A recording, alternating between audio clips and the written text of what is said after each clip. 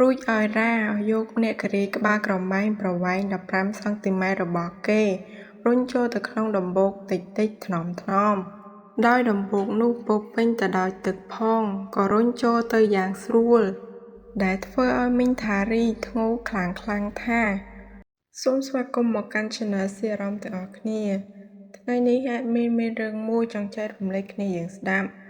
បើចង់ដឹងសាច់រឿងទៅជាយ៉ាងណាតោះយើងទៅស្ដាប់ទាំងអស់គ្នាមានមិត្តភក្តិពីរនាក់ដែលម្នាក់ឈ្មោះថារ៉ានិងម្នាក់ទៀតឈ្មោះថាវ៉ាន់រ៉ានិងវ៉ាន់ពួកគេជានិស្សិតសំណងស៊ីវិលហើយពួកគេបានស្គាល់គ្នាពេលពួកគេមករៀនសាលាជាមួយគ្នារ៉ាគេជាមនុស្សម្នាក់ដែលមកពីស្រុកស្រែហើយគេជាមនុស្សម្នាក់ដែលចូលចិត្តតាមដានរឿងកូនជ្រូកផងដែរហើយនៅពេលរ៉ាទំនេរពេលល្ងាចឡើងគេតែងតែជិះម៉ូតូរបស់គេទៅលេងនៅឯកោះពេជ្រឬទៅផ្សាររាត្រីអីចឹងទៅគេទៅនឹងដើម្បីមើលស្រីណាដែលស្លៀកខ្លីៗដែលជាចំណីភ្នែករបស់គេពេលគេមើលហើយពេលគេមកដល់បន្ទប់ជួលវិញគេតែងតែមើលរឿងកូនជ្រូកនិងជួយខ្លួនឯងបាញ់ជីងចក់ឲ្យបានសម្រេចអីចឹងទៅចំណែកឯវ៉ាន់វិញគេជាអ្នកភ្នំពេញនេះឯងហើយគេរស់នៅជាមួយម្ដាយមេម៉ាយម្នាក់ឈ្មោះថារីហើយមីងថារីគាត់មេម៉ាយ5 ឆ្នាំមកហើយដោយប្តីគាត់ជួបគ្រោះថ្នាក់ចរាចរណ៍ដោយបណ្ដាលឲ្យបាត់បង់ជីវិតនៅពេលនោះទៅតែបន្សល់ទុកឲ្យវ៉ាន់និងម្ដាយរស់នៅតែ2នាក់ហើយនៅថ្ងៃមួយគ្រូបានដាក់កិច្ចការផ្ទះឲ្យពួកគេទាំងពីរធ្វើដោយលោកគ្រូថានឹងយកវិញនៅថ្ងៃស្អែកពួកគេនាំគ្នាធ្វើរហូតទាល់តែល្ងាចប៉ុន្តែពួកគេមិនទាន់ធ្វើហើយសោះពេលនោះរ៉ានិយាយថាតោះវ៉ាន់យប់នេះទៅធ្វើនៅបន្ទប់គ្នាព្រោះគ្នានៅតែម្នាក់ឯងទេពេលនោះវ៉ាន់ក៏តបវិញថាគ្នាមិនអាចទៅបានទេព្រោះម៉ាក់ខ្ញុំគាត់នៅផ្ទះតែម្នាក់ឯងនិងកំពុងរង់ចាំផ្លូវខ្ញុំរួចវ៉ាន់ក៏បបួលរ៉ាឲ្យទៅធ្វើកិច្ចការផ្ទះនៅផ្ទះរបស់គេវិញរ៉ាក៏មិនបាននិយាយប្រកែកអ្វីដែរក៏ទៅតាមវ៉ាន់ពេលទៅដល់ផ្ទះវ៉ាន់បានណែនាំឲ្យម៉ាក់របស់គេស្គាល់រ៉ាបានមើលទៅមីងសាច់ឡើងសខ្ចីតែម្ដងទោះមីងថារីមេម៉ាយមែនតែសាច់ឈាមរបស់គាត់មើលទៅស្រស់ស្អាតណាស់រ៉ាក៏បានលើកដៃជម្រាបសួរមីង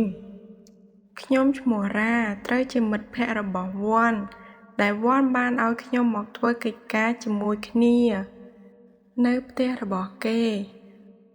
តើមីងមិនប្រកាន់ក្មួយទេមីងថារីក៏និយាយថាមិនអីទេក្មួយពេលនោះវ៉ាន់ក៏បានប្រាប់ម្ដាយគេថាពួកខ្ញុំមកធ្វើកិច្ចការផ្ទះព្រោះល្ងាចណាស់ហើយពួកខ្ញុំមិនទាន់ធ្វើហើយទេហើយណាមួយលោកគ្រូគាត់ថានឹងយកថ្ងៃស្អែកផងម៉ាក់គេក៏មិនបានថាអ្វីដែររួចក៏សួរពួកគេថាតើបានញ៉ាំអីហើយឬនៅពួកគេក៏ថាមិនទាន់បានញ៉ាំអីទេរួចមីងថារីក៏បានទៅទិញបាយម្ហូបយកមកឲ្យពួកគេញ៉ាំពេលមីងថារីទិញយកមកនឹងយកឲ្យពួកគេនោះដោយខោអាវដេកយប់ផងមិនមានខោអាវក្នុងផងនោះរ៉ាបានមើលឃើញភ្នំទាំងពីរធំរបស់មីងនឹងចុងខ្មៅរ៉ាឃើញហើយមិនហ៊ានមើលយូរទេព្រោះគេមិនធ្លាប់ឃើញពីមុនមកទេគេធ្លាប់ឃើញតែនៅក្នុងរឿងតែប៉ុណ្ណោះដល់ឃើញនៅខាងក្រៅផ្ទាល់អញ្ចឹងគេអៀនខ្លាំងណាស់លុះដល់ពួកគេបានញ៉ាំអាហារហើយពួកគេក៏បានឡើងទៅបន្ទប់វ៉ាន់ដើម្បីធ្វើកិច្ចការផ្ទះដែលគ្រូដាក់ឲ្យបន្តទៀតឲ្យរហ័សឆាប់ហើយទម្រាំតែពួកគេធ្វើហើយរៀងយប់ជ្រៅបាត់ទៅហើយ ពេលនោះរ៉ាបានសួរវ៉ាន់រកបន្ទប់ទឹកចង់ទៅងូតទឹកឲ្យបានស្រឡះខ្លួនបន្តិចនិងអាបានចូលគេងជាមួយគ្នាវ៉ាន់ក៏បានប្រាប់ថាបន្ទប់ទឹកនៅជាន់ខាងក្រោមក្បែរកាំចិន្តាពេលនោះរ៉ាក៏បានដើរទៅងូតទឹកនៅជាន់ខាងក្រោមគេបានដើរឆ្លងកាត់បន្ទប់មីងថារីនិងបានក្រឡេកមើលឃើញបន្ទប់មីងថារីនៅចំហទ្វារតិចៗនិងមានបើកភ្លើងនៅឡើយនៅពេលនោះរ៉ាក៏បានឆ្ងល់ថាមីងថារីគាត់កំពុងតែធ្វើអ្វីបានជាយប់ស្មាននេះហើយគាត់នៅមិនទាន់គេងទៀតពេលនោះរ៉ាក៏បានចូលទៅជិតនិងបានលួចមើលបានឃើញមីងកំពុងគេងនៅលើគ្រែដោយគាត់គ្មានសម្លៀកបំពាក់នោះទេហើយគាត់កំពុងតែមើលរឿងកូនជ្រូកហើយដៃស្នាមរបស់មីងបានយកទៅលុញគ្រាប់ល្មុតរបស់គាត់តិចៗហើយគាត់បានបញ្ចេញសំឡេងតិចៗថាអឺសអឺសនិងមានទឹករំអិលហូរចេញមកក្រៅឡើងសើមពុកតែម្ដងពេលនោះនាគរីរបស់គេក៏ចាប់ផ្ដើមងើបឡើងមកឡើងចង់ផ្ទុះខោបាត់ទៅហើយដោយគិតក្នុងចិត្តថាគេធ្លាប់តែមើលក្នុងរឿង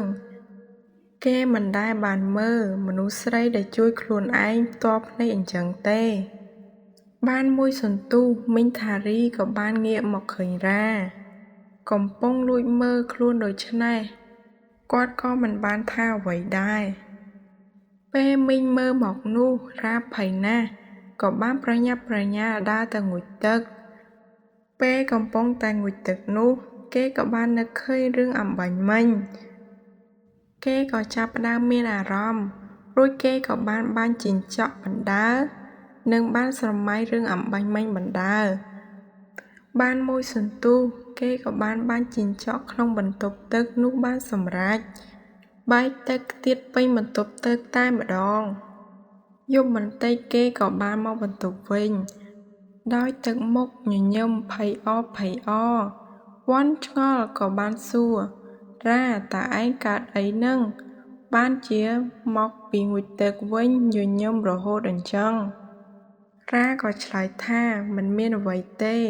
គ្នាធ្វើកិច្ចការហើយគ្នាសប្បាយចិត្តនឹងណារួចពួកគេក៏បានចូលដេកអស់ទៅលុះព្រឹកឡើងពួកគេប្រញាប់ប្រញាល់ក្រោកពីព្រឹកព្រលឹមរហ័សទៅសាលារៀនពេលនោះពួកគេបានទៅញ៉ាំអាហារនៅកង់ទីននៅក្នុងសាលារៀនវ៉ាន់ក៏បានយកកិច្ចការមកមើលពេលនោះរ៉ារកឯកសារខ្លួនមិនឃើញសោះគេគិតថាប្រហែលជាភ្លេចនៅផ្ទះវ៉ាន់ហើយមើលទៅរ៉ាក៏បានឲ្យវ៉ាន់ជួយនាំគេទៅយកបាន2នាក់ពេលនោះវ៉ាន់បាននិយាយលេងសើចថាអ្នកណាអ្នកភ្លេចអ្នកនោះអ្នកទៅយកវើយ